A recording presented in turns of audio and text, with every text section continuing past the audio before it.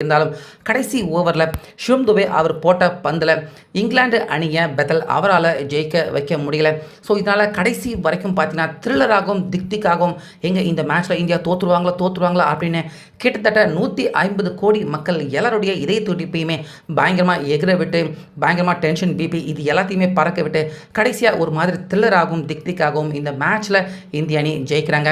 முக்கியமாக இந்த மேட்சை நம்ம MS தோனி, ரோஹித் சர்மா, இன்னும் பல சினிமா பிரபலங்கள், நிறைய விஐபி இப்படி நிறைய பேர் பார்த்தீங்கன்னா இந்த மேட்சை கம்ப்ளீட்டாக மிகப்பெரிய அளவில் மைதானத்தில் உட்காந்து திக்குன்னு எல்லாருமே பார்த்துக்கிட்டு இருந்திருக்காங்க. ஸோ பெத்தல் அபாரமாக பேட்டிங் பண்ணார். ஆனாலுமே கடைசி ஓவரில் அவரால் இங்கிலாந்து அணியை ஜெயிக்க வைக்க முடியாததால் நம்ம இந்தியா ஜெயிச்சு இப்போ இந்த T20 வேர்ல்டு கப் ஃபைனல் ஆட்டத்தை நியூசிலாந்து அணிக்கு எதிராக இந்த ஞாயிற்றுக்கிழமை மோத போகிறாங்க. ஸோ நம்ம இந்தியா இந்த மேட்ச்சில் போராடி ஜெயிச்சதை பற்றியும் அதே போல் நியூசிலாந்து அணிக்கு எதிராக அந்த மேட்ச்சில் ஜெயிச்சு கப்பு வாங்குவாங்களா? உங்கள் கருத்தை சொல்லுங்கள்.